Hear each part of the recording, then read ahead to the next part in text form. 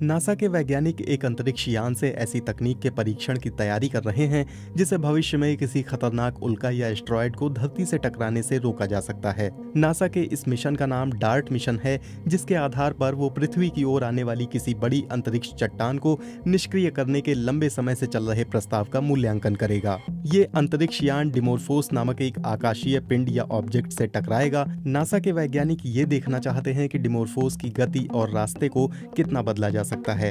वैज्ञानिक जो काम करना चाहते हैं उसकी अहमियत का अंदाजा इस बात से लगाया जा सकता है कि अगर कुछ 100 मीटर के ब्रह्मांडीय मलबे का एक हिस्सा धरती से टकराता है तो ये एक पूरे महाद्वीप पर तबाही मचा सकता है। हालांकि डिमोर्फोस से धरती को कोई खतरा नहीं है। ये भविष्य में धरती की ओर आने वाले ऐसे खतरों से निपटने के तरीका सीखने का पहला प्रयास है, यानी कल को कोई ऐसा पिंड या मलबा धरती की ओर आया तो उसे कैसे दूर रखा जा सकता है। नासा के प्लेनेटरी डिफेंस कोऑर्डिनेशन ऑफिस के केली फास्ट ने कहा, डार्ट केवल डिमोर्फोस की कक्षा की अवधि में बस छोटा सा परिवर्तन करने की कोशिश है और वास्तव में भविष्य में हमारी ओर आने वाले एस्टेरॉयड को रोकने के लिए बस इतना भर ही करना होगा।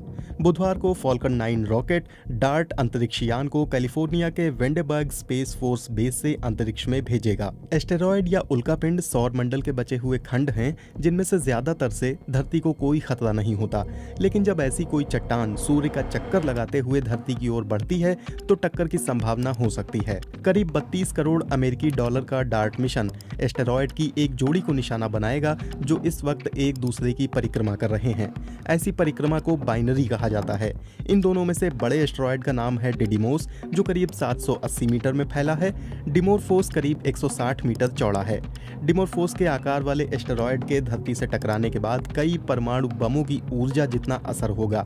इससे लाखों की जान जा सकती है, लेकिन 300 मीटर और इससे ज्यादा चौड़ाई वाले एस्टेरॉयड तो पूरे के पूरे महाद्वीप तबाह कर सकते हैं और 1 किलोमीटर के आकार वाले पिंड तो धरती को खतरे में डाल सकते हैं।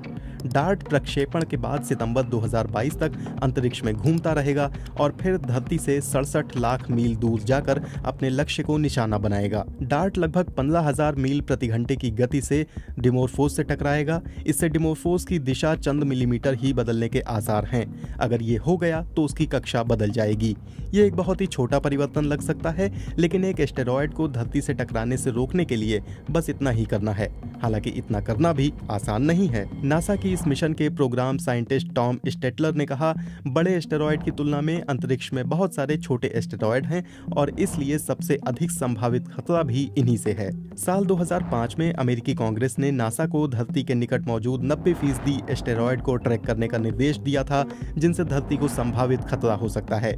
नासा इनमें से अब तक केवल 40% की ही पहचान कर पाया है।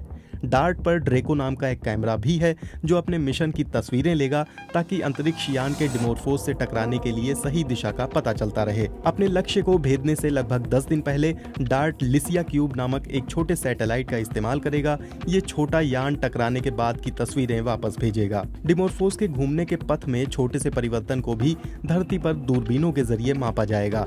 टॉम स्टेटलर कहते हैं, हम वास्तव में जानना चाहते हैं कि क्या हमने सही में एस्टेरॉयड की कक्षा को बदल दिया है और अगर हाँ तो हमने ये कितनी कुशलता से किया है। इस तरह के परीक्षण के लिए ये एक दुरुस्त प्रयोगशाला है। इस प्रयोग से डिमोर्फोस को अपना रास्ता लगभग 1% बदल लेना चाहिए, लेकिन इसका सही पता यहाँ धरती पर मौजूद दूरबीनों से कई हफ्तों या महीनों में लगेगा। इस बात पर अनिश्चितता भी है कि डिमोर्फोस डार्ट से टकराने के बाद कैसे व्यवहार करेगा, क्योंकि हमें इसकी आंतरिक संरचना के बारे में पता नहीं है। अगर डिमोर्फोस अंदर से ठोस है तो जाहिर है कि बहुत सा मलबा निकलेगा जिससे एक अतिरिक्त धक्का लगेगा।